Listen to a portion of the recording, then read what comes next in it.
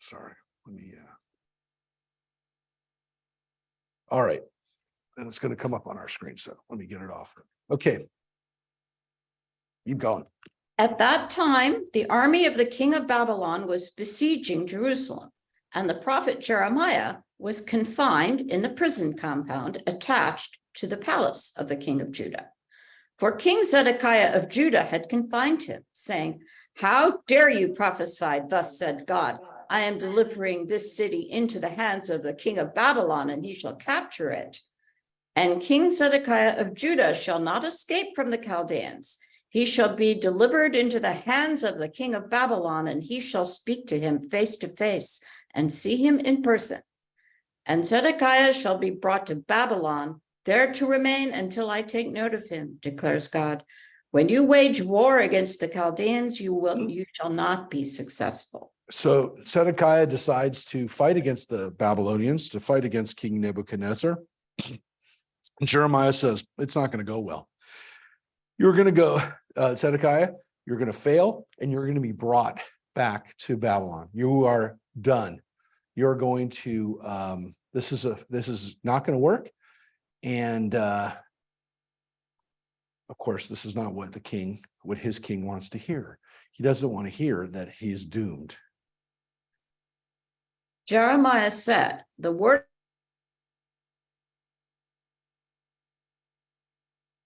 No. Rosemary, we lost you for a second.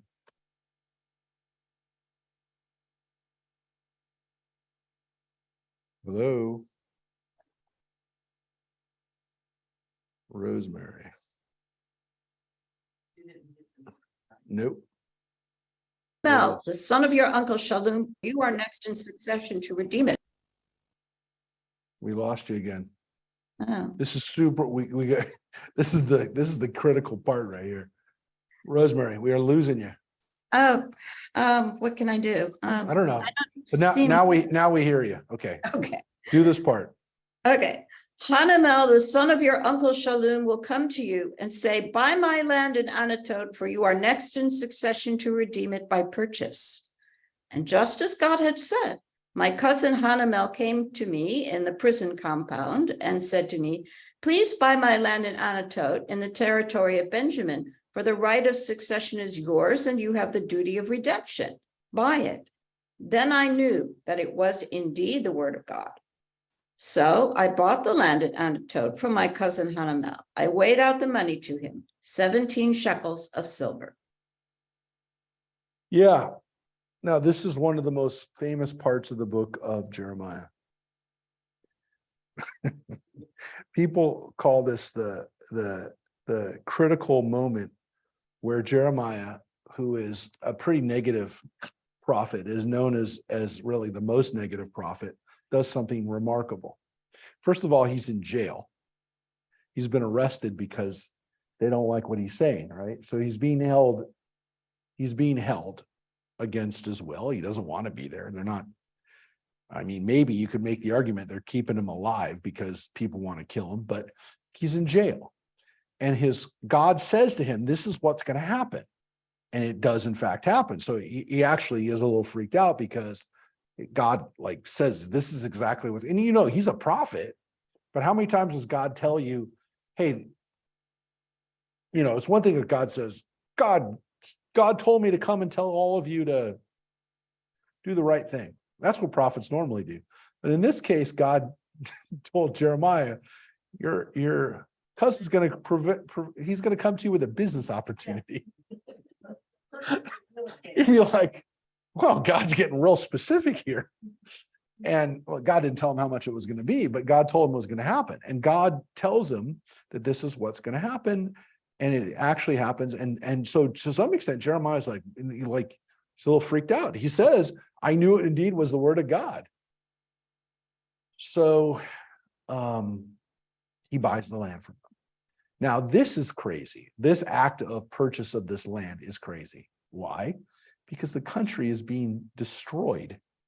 It's being invaded. It says the war, this is in the midst of an occupation. And the cousin comes to him and says, hey, I need some money, or it doesn't say it like this. But you know what the thing is, I'm getting out of town. Give me some money for the land. Now, this is insane because who would buy land at this time? This is literally the worst time to buy. So, yes, Jackie just said that she would make this decision.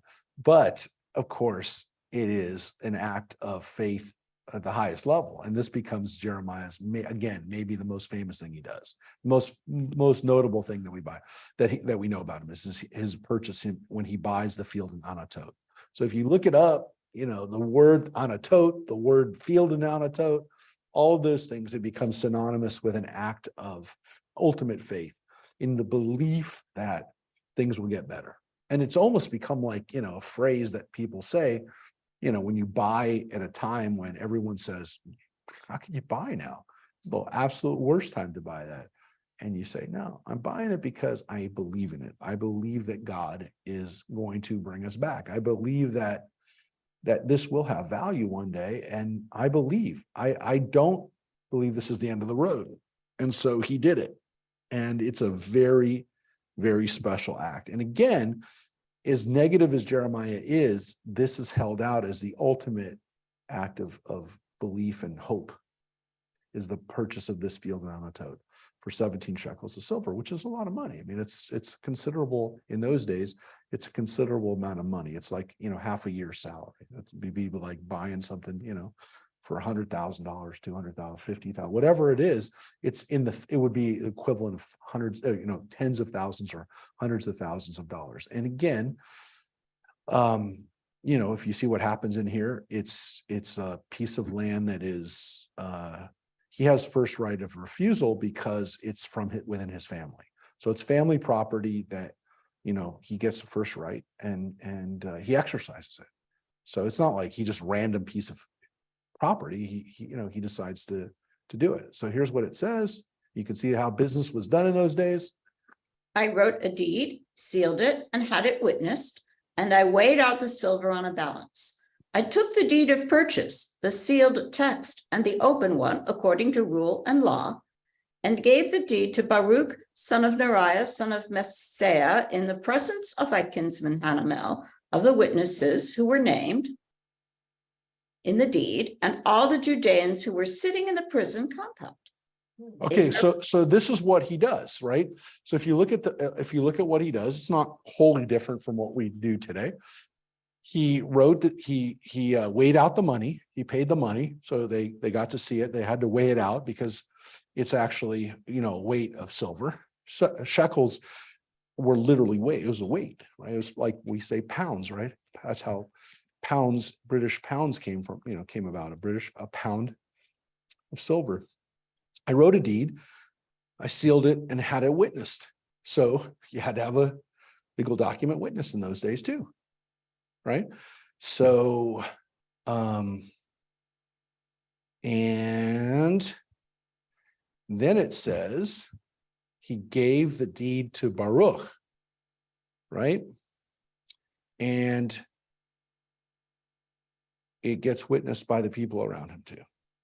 It gets witnessed by like a notary, but then it also gets witnessed by the people, right? So the deed gets witnessed and the transfer of the deed is then done in front of other people. So there'd be like a literal, well, I saw him sign it, and then I also saw the deed get passed from one person to the other.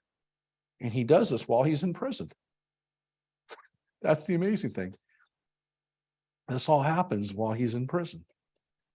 So this is this guy Baruch is his scribe. This is a guy who's going to be very important in Jeremiah's life. Here's what he says. In their presence, I charged Baruch as follows.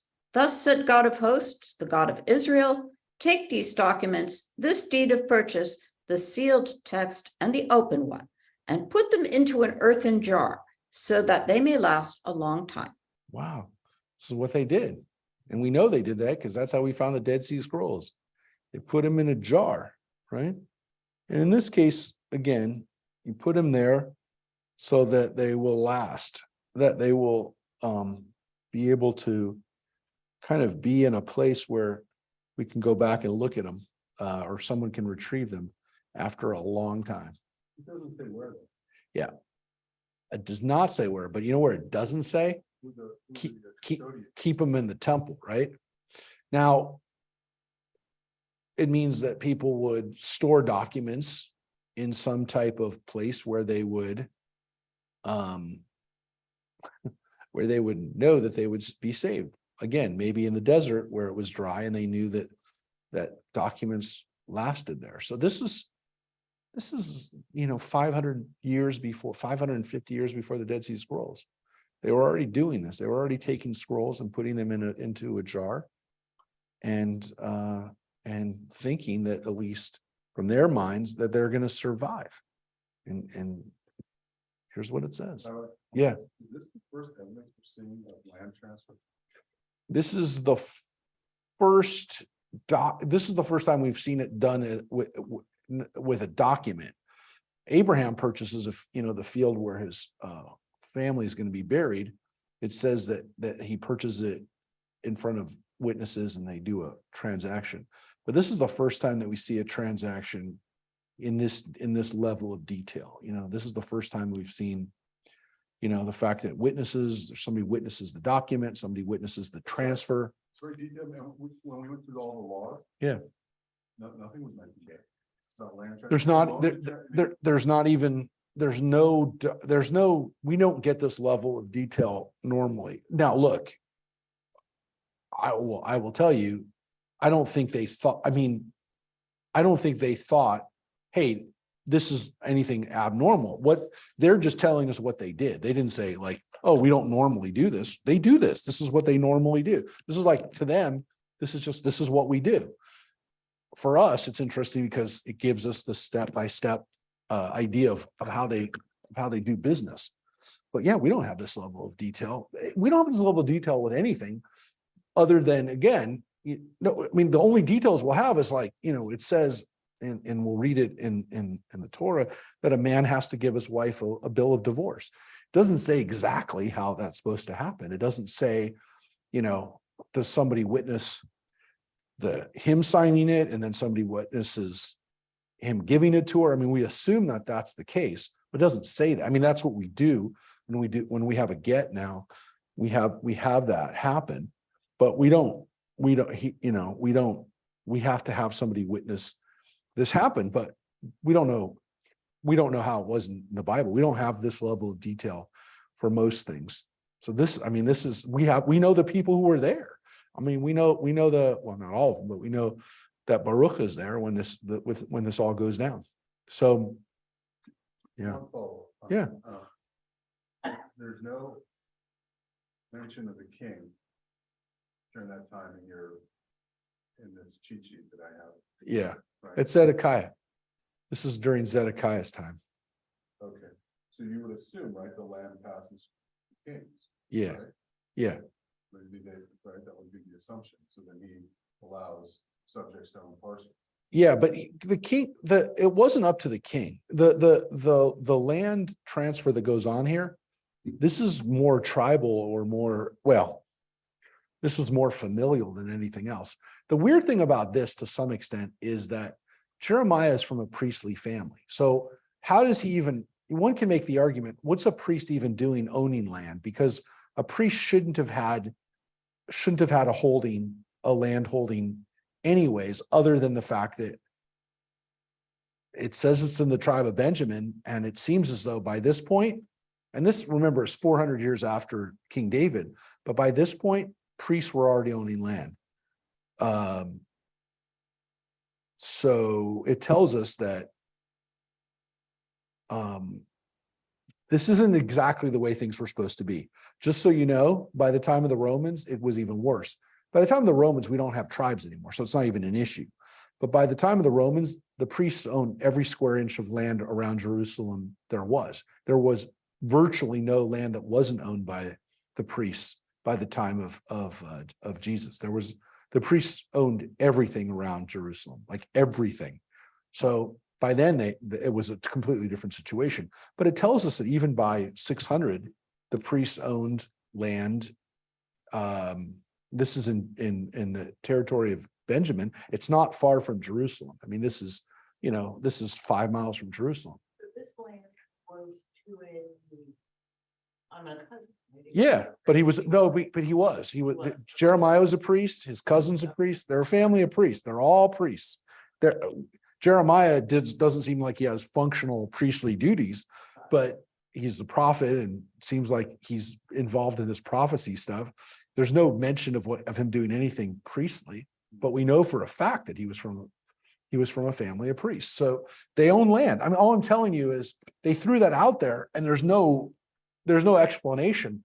Well, this is how he owned the land. It just seems like, oh, his family owns the land, but they're not really supposed to. The priests were not supposed to own land. So this is going against, to some extent, what the Bible says is going to happen, which is the priests live amongst the people and they don't have their own territory.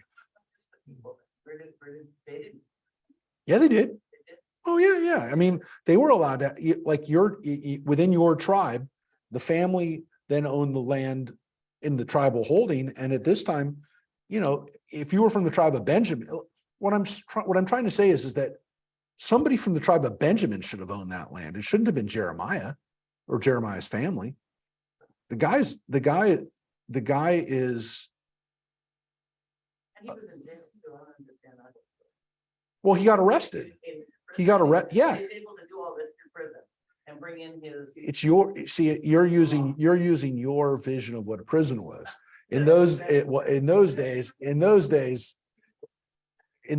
wasn't like that. But look, what we know about Jeremiah, his father is Hilkiah. He's a priest from the land of Benjamin in the village of Anatot.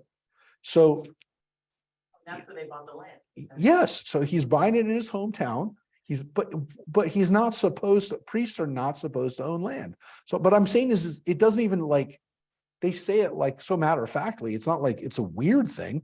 He owned land and other priests probably, well, we know at least his cousin owned the land in the first place. He's not the only priest that owns land.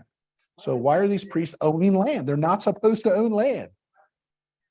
Because we read about it. They threw him in jail because he was prophesying against the king.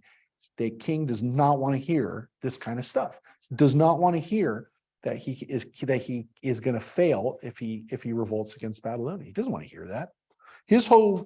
The king Zedekiah and all these other kings at the time were trying to figure out, how do I get around the Babylonians? How do I take power and not have to deal with the Babylonians? And Jeremiah has been saying the whole time, you can't stop it. The Babylonians are in charge. Just behave yourself. Wait it out. They're not going to be here forever. 70 years from now, somebody else will be in charge. It'll okay, but for now. But nobody wants to hear that. Nobody wants to hear that for the rest of my life, most of the rest of my children's lives, and probably into my grandchildren's lives, we have to deal with the Babylonians. Nobody wants to hear that.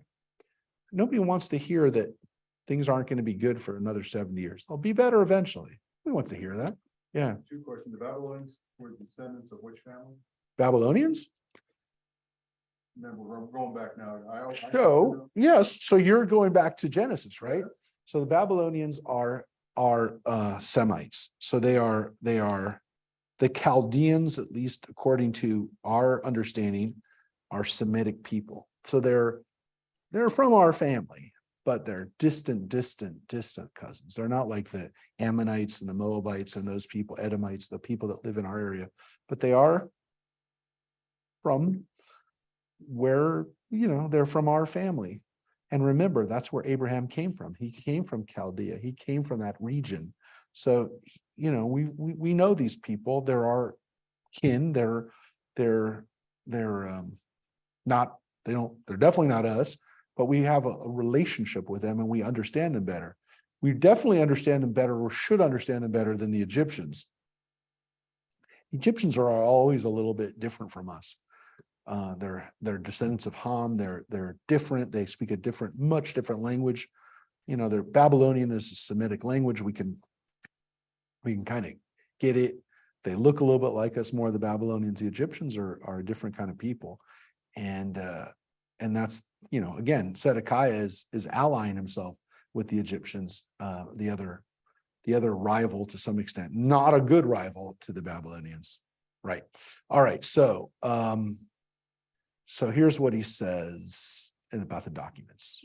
For thus said God of hosts, the God of Israel, houses, fields, and vineyards shall again be purchased in this land. So again, it's because we are going to come back to this land, and there's going to be commerce, and people are going to buy things, and they're going to buy land, and it's going to be okay. This is again buying it when it's like buying land in Oklahoma during the Dust Bowl. You don't like, are you crazy? Why would you buy land now? He's saying it's going to come back. It'll come back. Because I don't know, does Oklahoma ever come back? I'm not really sure. I don't want to say anything, but I'm not sure. I'm not sure that anyone's coming back to Oklahoma, but maybe they're buying oil or something. I don't know, but here you go. So here's what he says. But after I had given the deed to Baruch, son of Neriah, I prayed to God, Ah, my sovereign God, you made heaven and earth with your great might and outstretched arm. Nothing is too wondrous for you. You show kindness to the 1,000th generation, but visit the guilt of the parents upon their children after them. O great and mighty God, whose name is God of hosts, wondrous in purpose and mighty indeed, whose eyes observe all the ways of mortals, so as to repay each one according to their ways and with the proper fruit of their deeds. Okay, this is very Deuteronomy language. We saw this in Deuteronomy actually last week. Show kindness to the 1,000th generation. Now it says, but visit the guilt of the parents upon their children after them. Okay, well, it means that like the bad stuff only lasts 3 or 4 generations, but the good stuff lasts 1,000 generations. That's great. Except for one thing, it just says it says you repay each one according to their ways and with the proper fruit of their deeds. But you just said that people get punished for what their parents do. It seems a little bit irreconcilable. But if you look at it, the kind of the way Jeremiah is saying it, and maybe the way the book of Deuteronomy is saying it, which also might be from the hands of the people of Jeremiah or around the people of Jeremiah, they're trying to articulate something, which is that Judaism understands, or at least people said, these curses seem to last they seem to be multi-generational. But there also seems to be this issue, which is that the direct impact of things usually seems to last, or should seem to be, for one person, or at least maybe just a generation or two. Like when people screw up, does it stick with them forever? And Jeremiah and the book of Deuteronomy is at least starting to say, it doesn't seem that way. It doesn't seem like people get stuck with this stuff forever. How long does it last for? I don't know, maybe 70 years. Maybe a generation or two, but it doesn't have to stick with us forever. Eventually we can, and maybe eventually people can move on, and we're not held responsible for these things always. This is an important idea because it at least frees us up from this idea that you're not cursed for the rest of your forever because you're an Egyptian or because you're, a Canaanite. So there might be some hope here. And we can talk about that or think about that. What does it mean that people get repaid according to their ways? So it's Jeremiah seems to at least be saying that maybe these things are a little bit more immediate, or the effects are a little bit more within our life. Here's what he says. You displayed signs and marvels in the land of Egypt with lasting effect, and won renown in Israel and among humankind to this very day. You freed your people Israel from the land of Egypt with signs and marvels, with a strong hand and an outstretched arm, and with great terror. You gave them this land that you had sworn to their fathers to give them, a land flowing with milk and honey, and they came and took possession of it. But they did not listen to you or follow your teaching. They did nothing of what you commanded them to do. Therefore, you have caused all this misfortune to befall them. Here Okay, are so Jeremiah is saying what's happening to us now is because of how we've screwed up.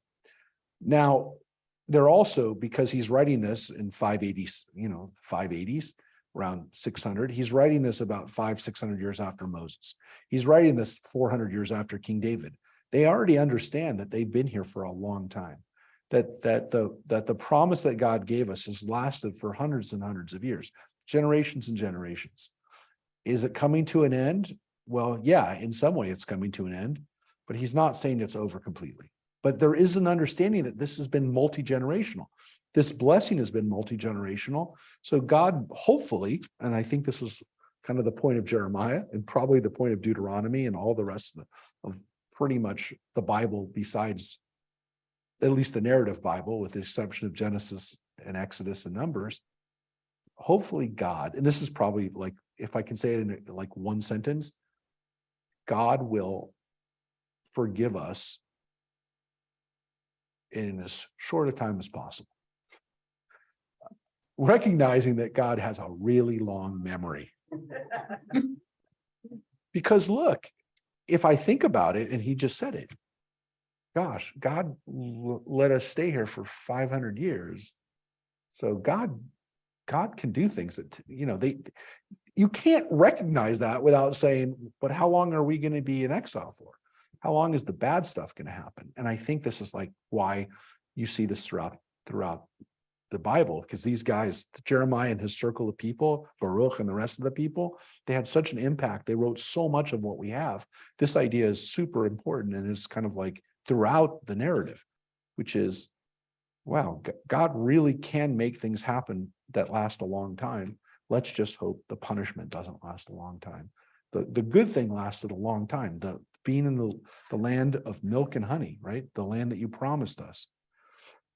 The miracles you did for us in Egypt, those were hundreds and hundreds of years ago. And the effect is still with us. It says right here, to this very day, Hayom Hazeh, which also you see a lot in Deuteronomy, Al Hayom Hazeh, right? We're seeing this in the book of Deuteronomy over and over again. So let's hope God doesn't have a really long memory when it comes to our punishment. So I will tell you, without giving away the story, that's how we made it through 2,000 years. We made it through 2,000 years because we said God has a really long memory, and God won't forget. At some point, it lasted a really long time, but this is how we made it. All right. Here are the siege mounds raised against the city to storm it. And the city, because of sword and famine and pestilence, is at the mercy of the Chaldeans who are attacking it. What you threatened has come to pass, as you see. Yet you, my sovereign God, said to me, buy the land for money and call in witnesses, when the city is at the mercy of the Chaldeans. Then the word of God came to Jeremiah. Behold, I am God, the God of all flesh. Is anything too wondrous for me? Assuredly, thus said God, I am delivering this city into the hands of the Chaldeans and of King Nebuchadrezzar of Babylon, and he shall capture it. And the Chaldeans who have been attacking this city shall come and set this city on fire and burn it down, with the houses on whose roofs they made offerings to Baal and poured out libations to other gods, so as to vex me. For the people of Israel and Judah have done nothing but evil in my sight since their youth. The people of Israel have done nothing but vex me by their conduct, declares God. This city has aroused my anger and my wrath from the day it was built until this day, so that it must be removed from my sight because of all the wickedness of the people of Israel and Judah who have so acted as to vex me. They, their kings, their officials, their priests and prophets, and the citizenry of Judah and the inhabitants of Jerusalem. Yeah, everybody screwed up. The people in charge, the priests, the politicians, everyone's screwed up. The prophets, and the people. It's all across the board. For as long as you can remember. And he says that these people were burning down a city where, remembering, as God says it, you were offering stuff to Baal on your roofs. That's what you were doing up on those buildings that I'm about to burn down. Could you go back to verse 25 Yep. just for a second? Yep. Yeah. This one? Okay, I just missed it. No, it's a good one. I was actually gonna go back to it too. Why are we still talking about this? Because Jeremiah is like any other person. He's got a little buyer's remorse. He's like, God, are you sure? Are you sure I'm supposed to have bought this land? Are you really? Are you sure? Is he still talking about it? God, remember how you told me to buy that land? The land I just bought, was that really a good idea? And so he's got, yeah, I mean, he just popped it up there again. But it's a critical moment. It's a critical moment for Jeremiah, and of course for us, to know that God. I'm wondering how he had silver in prison. What? I'm wondering how he had silver in prison. Well, again, I think it goes to this point of so let's say he didn't have the silver, but his buddy Baruch, his scribe, had it. He gives it to the guy. Again, the idea that he's in prison is not this, like he's in jail, like up somewhere out near Bakersfield, out in Wasco or Delano, where I used to go visit people. The guy is in prison in town. He's in the city gate. He's literally like in a holding cell in Twin Towers, but it's not even that, because he's probably maybe the only prisoner there.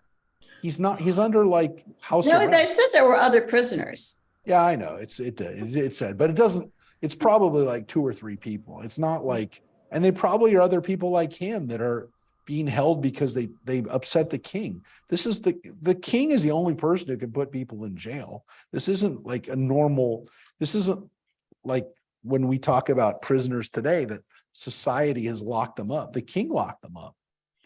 The king put him away. We read that. The king put him away because he didn't like what he was saying. So you're telling me that two things. Based on what you said, you had detailed land transfer protocol, but you didn't have a prosecution and defense. No, there was no way to do it.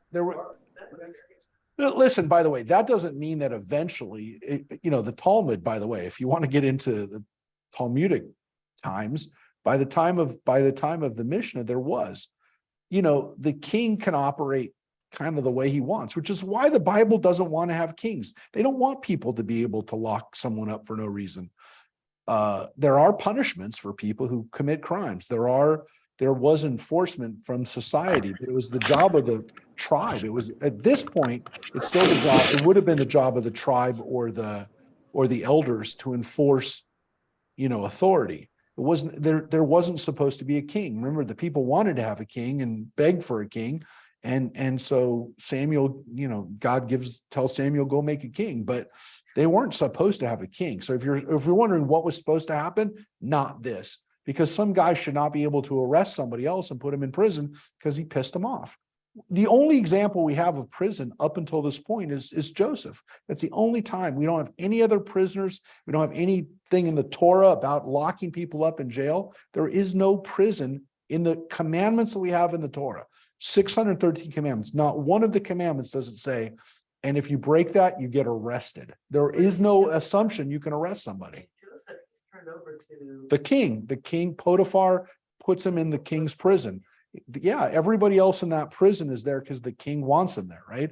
Potiphar was close enough to the king that he could have Joseph arrested and basically use the king's prison. But it was the king's prison. It wasn't Potiphar. It wasn't Egyptian prison. So now you're going down a different rabbit hole. So with all the 16, with all the laws that were created, right? Who was the adjudicator?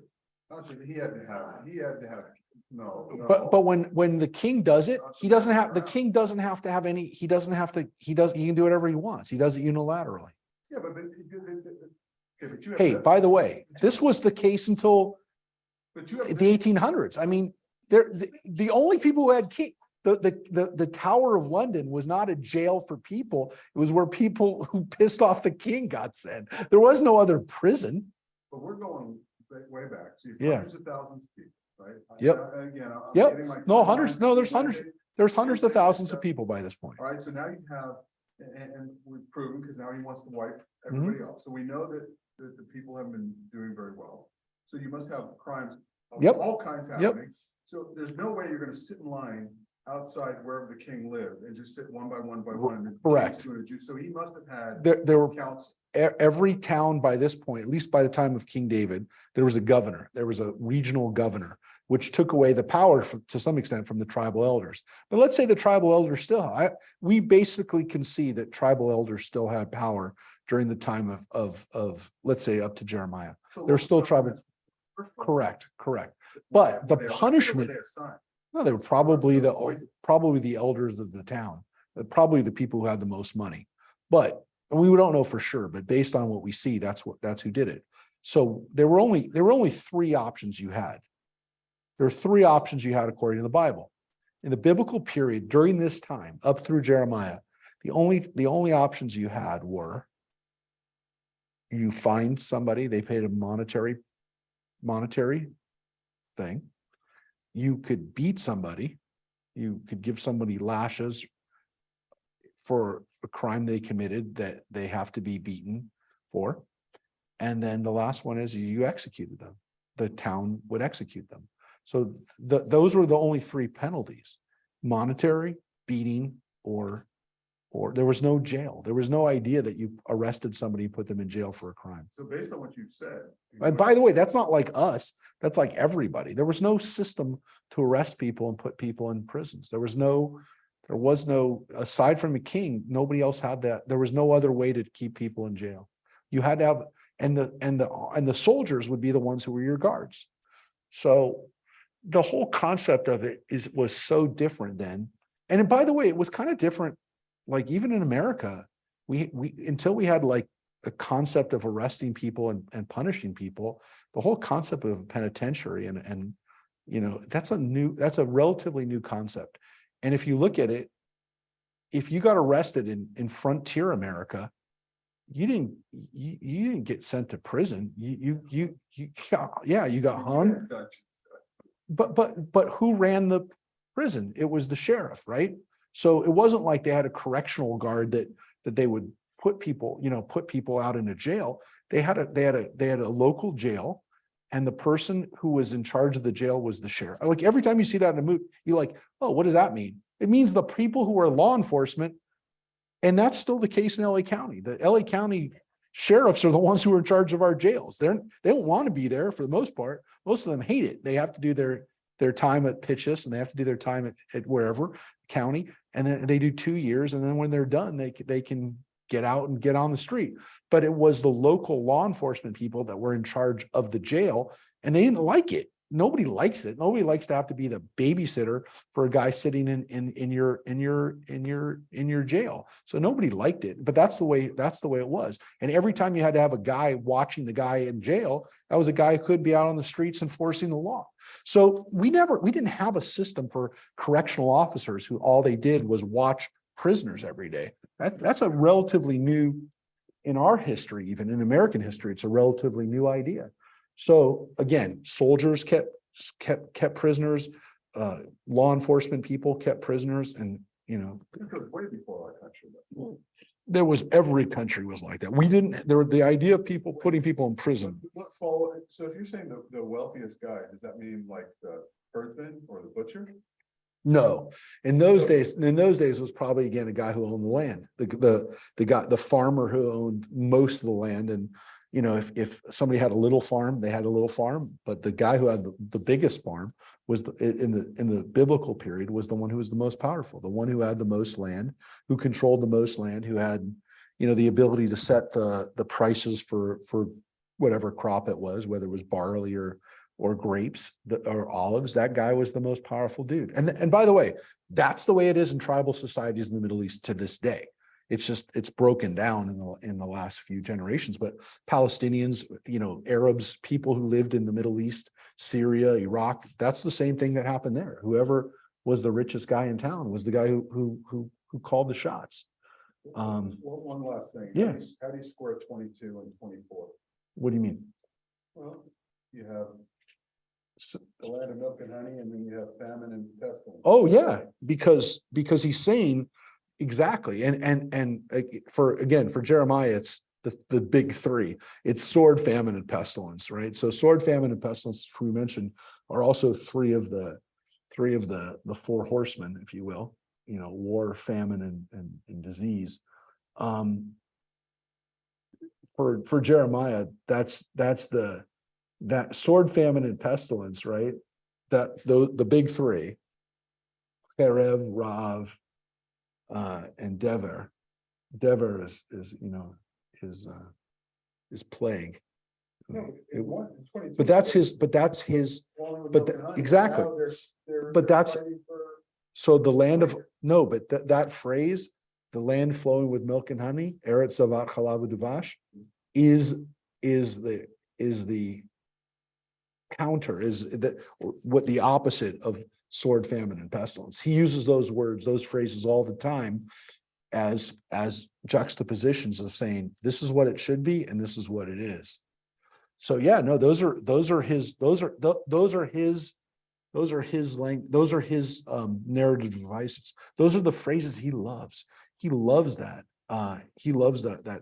Look how many times you'll see it. I mean, we've seen it a bunch of times already, but keep an eye on how many times he'll say sword, pestilence, sword, famine, and pestilence. You'll see it all the time with him.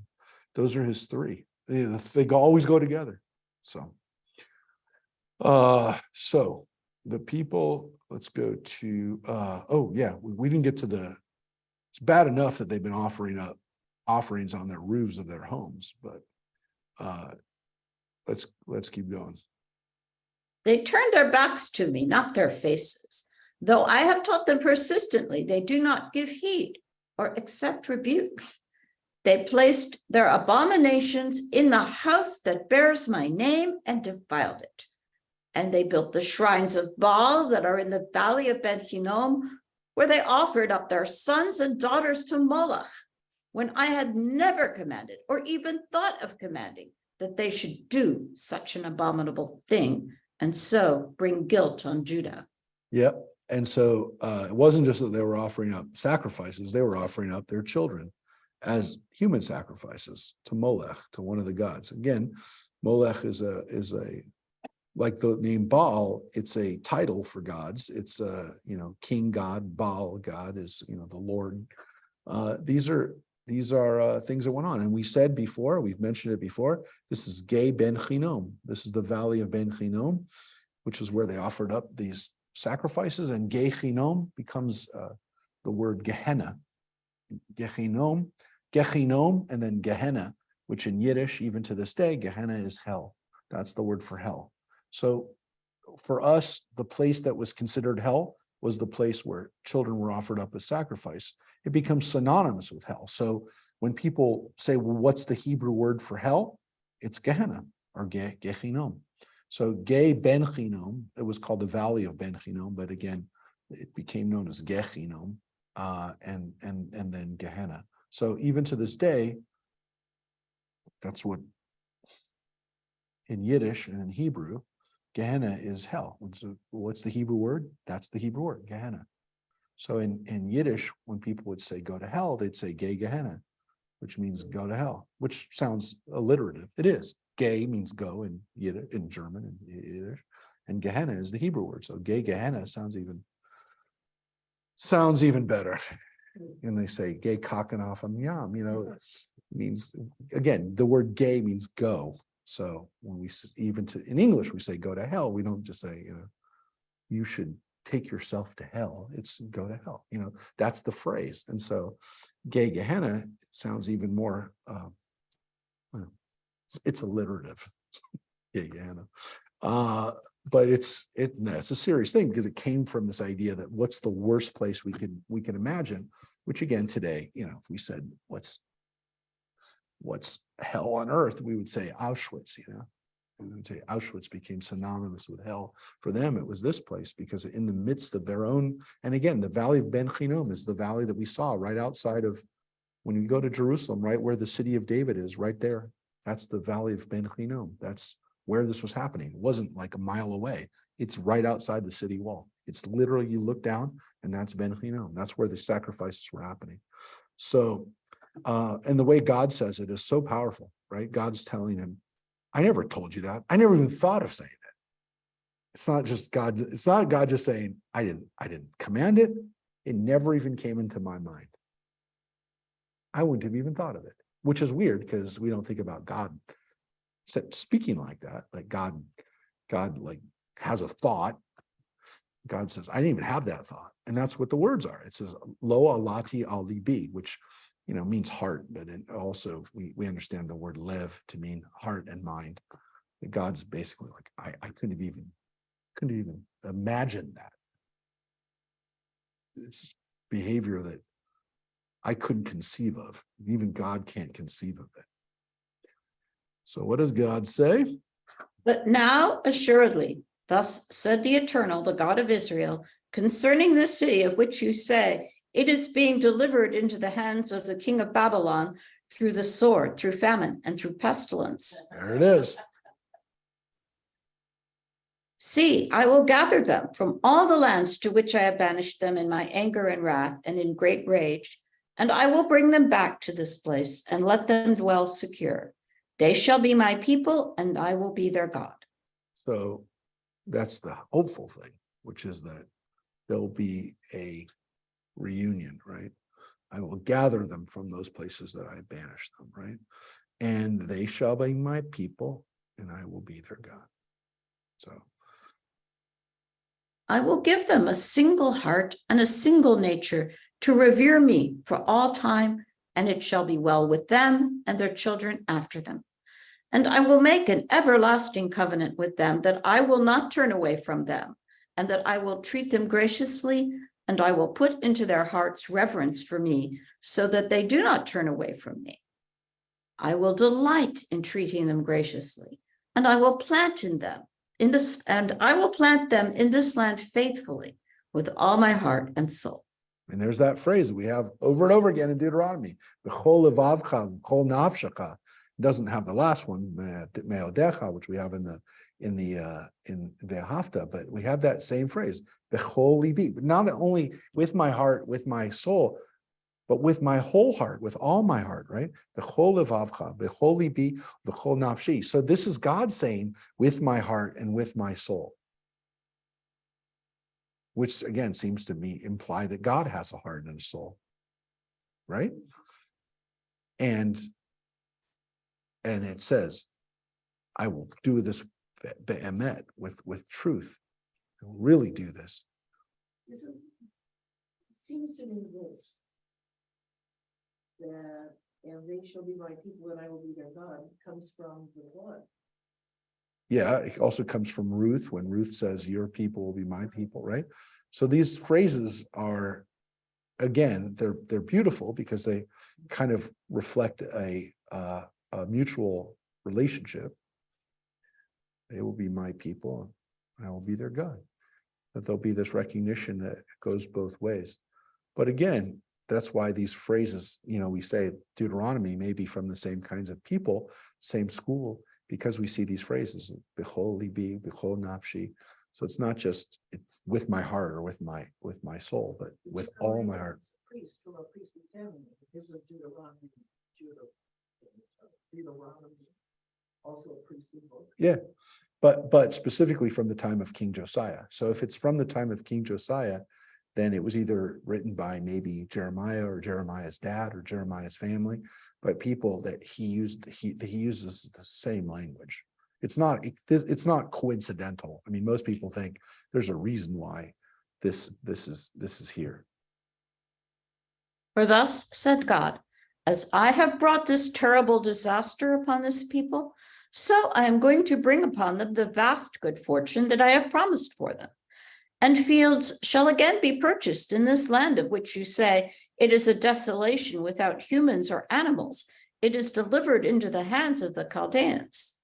Fields shall be purchased and deeds written and sealed and witnesses called in the land of Benjamin and in the environs of Jerusalem and in the towns of Judah, the towns of the hill country, the towns of the Shephelah, and the towns of the Negev. For I will restore their fortunes, declares God. So again, just so you know, Jeremiah, you're not the only one that, that's going to want to own land in the future. Your land is going to be worth a lot because everyone's going to be wanting to buy land here. And it'll be very, very much business as normal, business as usual. People will buy land around the land of Israel. So it's a little bit, again, for Jeremiah's comfort to know that it's going to be okay. People are going to go back to buy land. Well, some of this is real close, right? So Benjamin, the environs of Jerusalem, right? But then he's talking about the suburbs. He said, and towns of Judah, but then it also goes into the Shephelah, which is in the north, which is in the area closer to the area of Samaria, north of Jerusalem, way north of, not way north, but not in the environs, and then all the way down to the Negev, all the way down to the desert. This is basically saying like all that area. Now it doesn't say it doesn't go all the way up to the Galilee. It doesn't go all the way up to the north, but it does go to the south, and it kind of like that whole area. This is the area that the Jews mainly returned to during the time of the Persians. So this is exactly what happens. Now, the problem is God just said to Jeremiah, they will never turn away from me again, make an everlasting covenant. I will, everything will be well with them. I will bring them back to this place and they'll be secure. 600 years later, we just talked about it at Tisha B'Av. The Romans destroy everything. But you can understand why the Romans doing this, the Jewish people believed that God can't do this again. Why? Because he told Jeremiah, I'm not going to do it again. So you can understand why people did not think the Romans were going to do what they would do, because God wasn't going to allow it. Now, here's the other thing. The Jewish people at the time of the Romans knew that they weren't doing what these people were doing. They weren't offering up child sacrifice. They weren't even praying to Baal. Baal wasn't even in their mind. They were only praying to God. They knew it. They were like, we didn't do what they were doing. And they weren't.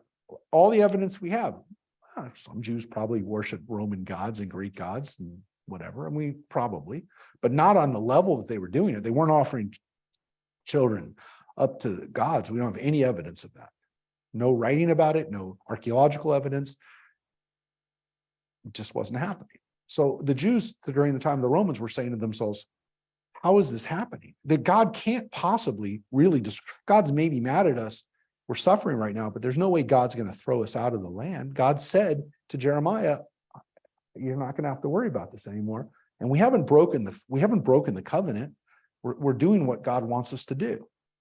So what did they do? How did they figure this out? How are they possibly going to make sense out of what was happening to them? And so the rabbis came up with an answer, because it definitely happened. The Romans destroyed Jerusalem. They looked at it and it was destroyed. 100 years later, they were still trying to come to terms with this. Is God going to let us rebuild this? Are we going to fix this? And what happens is the Jews come up with an answer, which is that the first temple was destroyed because we worshiped other gods, because we were pagan. We were being pagans. The second temple wasn't destroyed for that.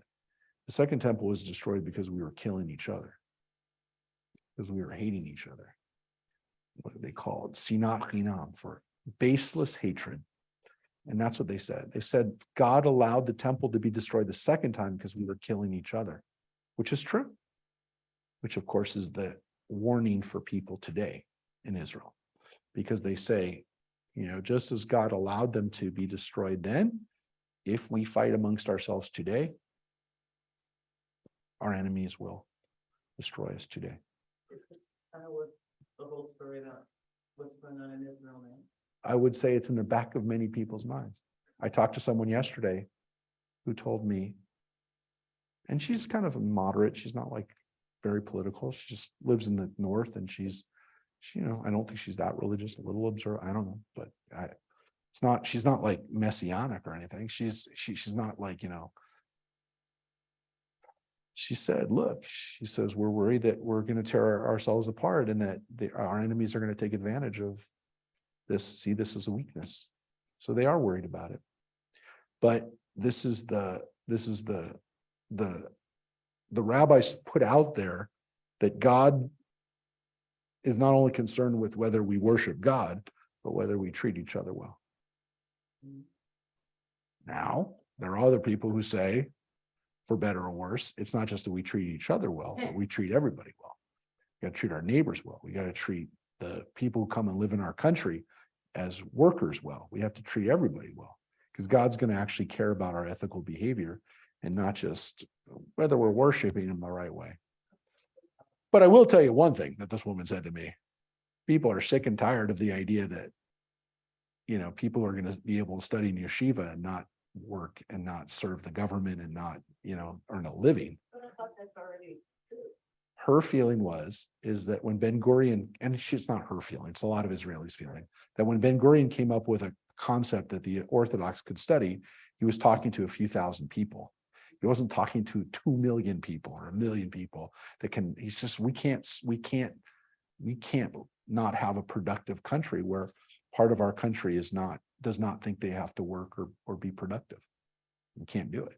So this is a very level-headed woman. This is not a woman who's that political, has an agenda. She just said what she feels, which is got to have an end to that. Can't have that system anymore. And I said to her, you're right. I said the system wasn't devised, wasn't designed, it wasn't seen like that. Which is the same thing as I told you about the Supreme Court issue, is it wasn't really, because there's no constitution, there was no way of envisioning what is actually going to happen. But I will tell you, you got to learn from history, because the Romans were able to capitalize on the fact that our priestly group had become so corrupt that the priests they were just doing their job, but they were earning so much money that they inherently became corrupt. And this creates a definite problem. Yep. Because this is what Mark's husband just went through. Coming from Israel, his family was so Orthodox that he chose to walk away from it. And he did join the Israeli army, and his family disowned it. Well, Israel is definitely trying to come up with these answers, but I will tell you this. If you tell me that you can't develop or change, we got a problem, because that's what we did the last time, right? They had a system, the priests had a system where everyone had to bring up their sacrifices, or they had to bring the monetary equivalent. And the system worked fine when the people were living in the wilderness for 40 years or for the first 100 years of the time that we lived in Jerusalem with King David. But by the time of the Romans, you had 5-6 million Jews worldwide sending their money in, and the system became completely corrupt. And you know what happened? The Romans took advantage of it. And so they devised a system that couldn't work anymore. And if you have a system like that, and we have similar things in our country. We have things in our Constitution that, maybe they need to be revisited for better or worse. You can't tell me that, we have to function the same way we did 250 years ago, before we had computers, before we had, there's a whole bunch of things that we have that, I don't know that I want to open this up right now. We got to go. As I said, I have a funeral right now, but we have to also understand that we have to be able to change and adapt. We can't assume that laws from 200 years ago or from 2000 years ago are the last word. They can be the first word, but they can't be the last word or only word. All right, folks, take care. Tomorrow is Tu B'Av, is the 15th day of the month of Av, which is Jewish. It's Jewish Love Day. It's Jewish Valentine's Day. So a week after Tisha B'Av, we have a day of love. It's when you're supposed to get flowers and do stuff nice for your loved ones. So Tu B'Av starts tonight, everybody. Think about who you love. All right. Bye, everybody. Bye-bye. Bye, everybody. Bye.